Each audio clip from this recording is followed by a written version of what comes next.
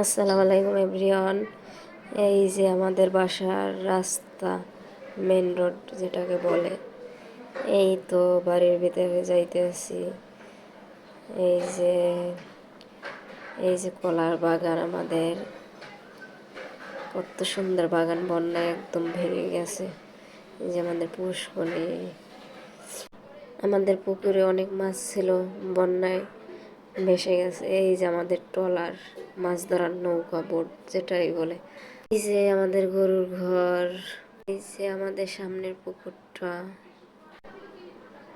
এই যে বাগানের ভিতরে আমি যাইতে আছি আমাদের। এই যে আমাদের ঘরের সামনে পুকুরটা, কত সুন্দর পরিচিতি, মাশাআল্লাহ। এই যে আমাদের বাসার সামনে খাল, এই যে বাসার পাশে অন্য সাইডটা আমাদের ফলের গাছ। এই যে একটু গাছের ভিডিও করে নিলাম, ভেন্ডি গাছের, অনেক সুন্দর লাগতেছে। এই যে পিছন সাইডটা আম গাছ আমাদের। এই তো কত সুন্দর ঘাস, সবুজে ঘেরা, মাশাআল্লাহ। এই যে আম গাছ আমাদের, যে ঘরের পিছনে একটা পুকুর, আমাদের 3টা পুকুর বাড়ির ভিতরে। মাশাআল্লাহ, এই পুকুরের ভিতরে অনেক ধরনের মাছ আছে, আল্লাহ পাকের ইচ্ছায়। এই যে সামনের পুকুরটা, রাস্তার সাইডে হাইওয়ার পাশে যেটা, এই পুকুরটা, মাশাআল্লাহ।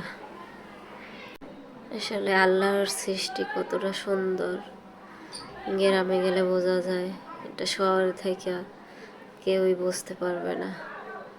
এই যে পুকুরটা দেখাইতেছি, কত সুন্দর। এই যে আমাদের সবজি বাগান, যে